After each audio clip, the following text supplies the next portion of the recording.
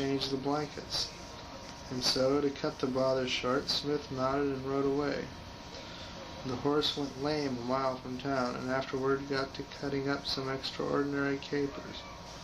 Smith got down and took off the saddle, but the blanket stuck fast to the horse, glued to a precision of raw places. Mechanica's mysterious conduct stood explained. Woo! Yow!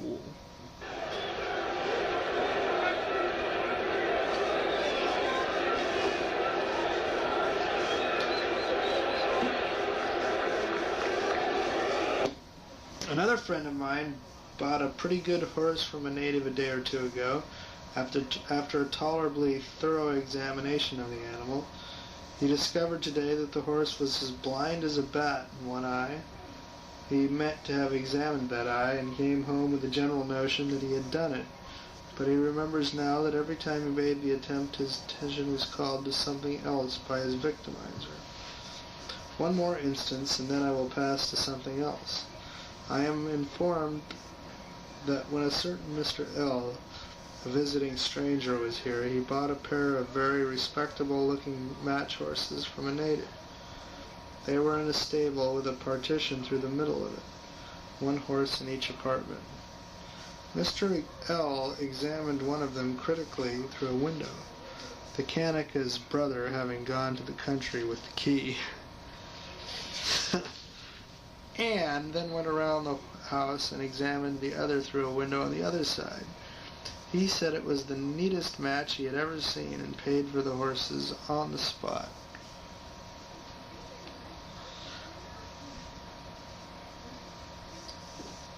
Whereupon the Kanaka departed to join his brother in the country.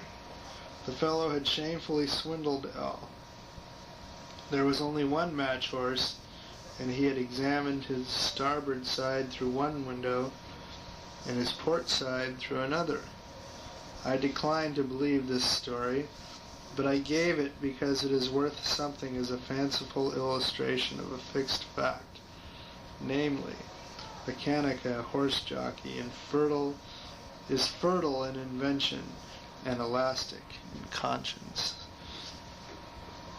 3-2 pitch. Ball 4, walked him.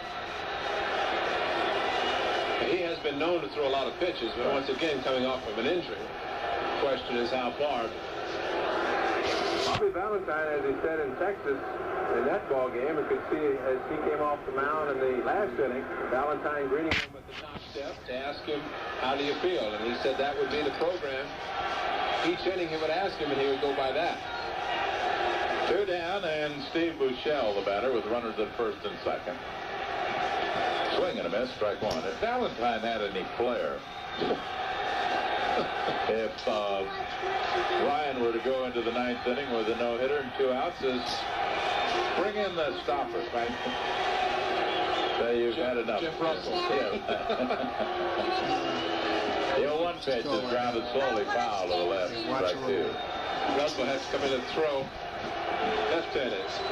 A report that Nolan Ryan has thrown 103 pitches, 65 strikes, 38 balls.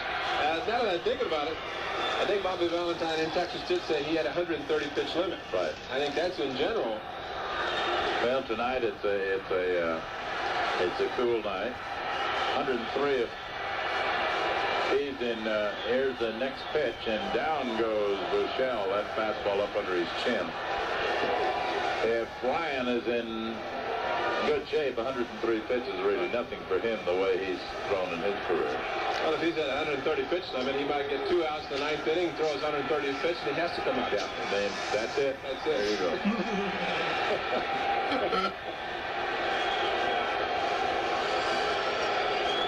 2 down, 2 on, and the count of a ball and 2 strikes to Buechele.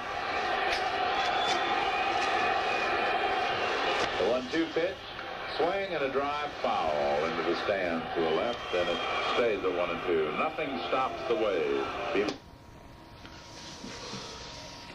You can buy a pretty good horse for $40 or $50, and a good enough horse for all practical purposes for $2.50.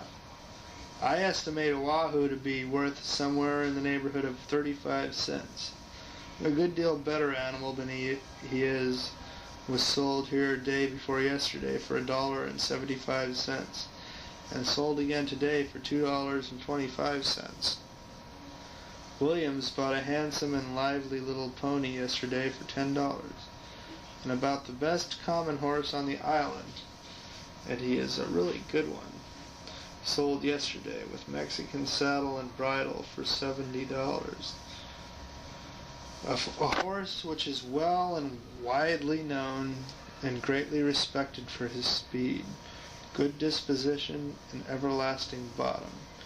You give your horse a little grain once a day. It comes from San Francisco and is worth about 2 cents a pound. And you give him as much hay as he wants.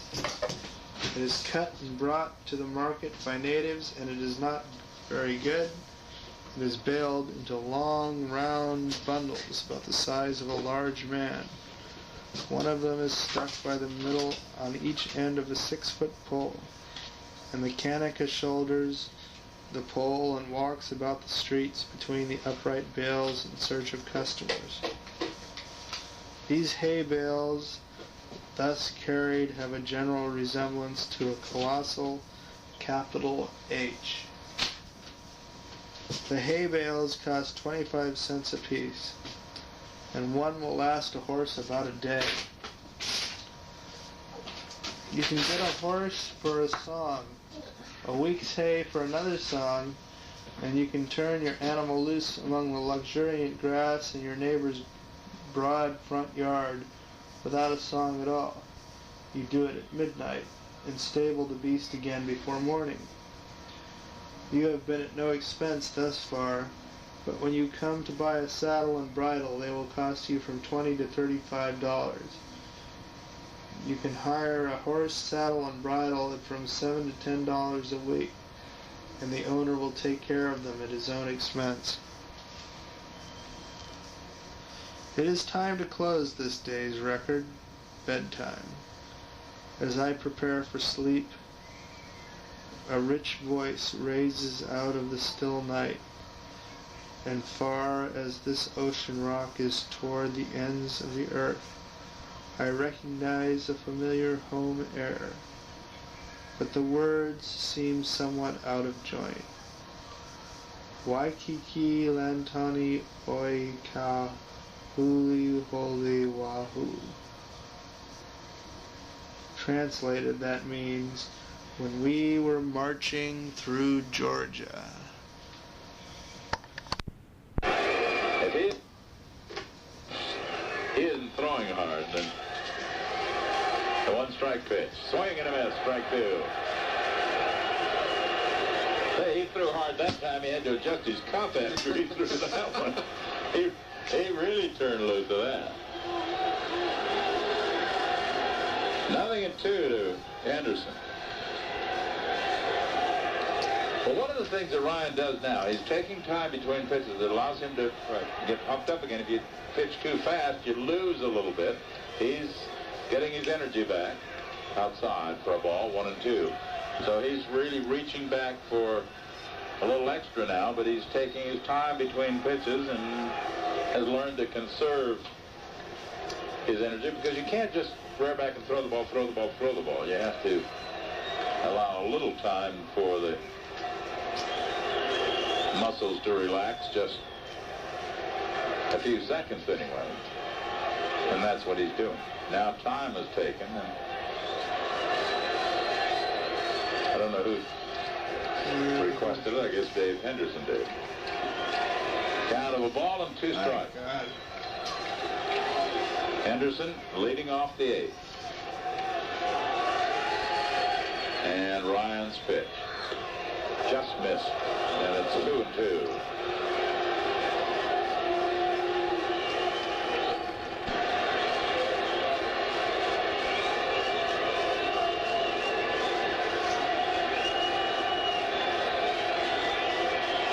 And Ryan's 0-1 pitch to Lansford. Swing and a miss, strike 2.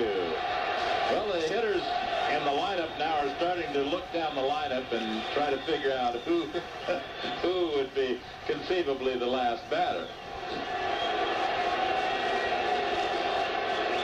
That was like it was when Ryan was going after strikeout number 5,000 against the A's last year. And that lot finally fell to Ricky Henderson. Ricky won't be bothered by being the last out in this one. He does. That's not the way it figures. Swing and a miss. He struck him out. Lansford chased the breaking ball, and he's strikeout victim number 13. That's 4 in succession for Ryan. Think he's got the fit and the teeth down?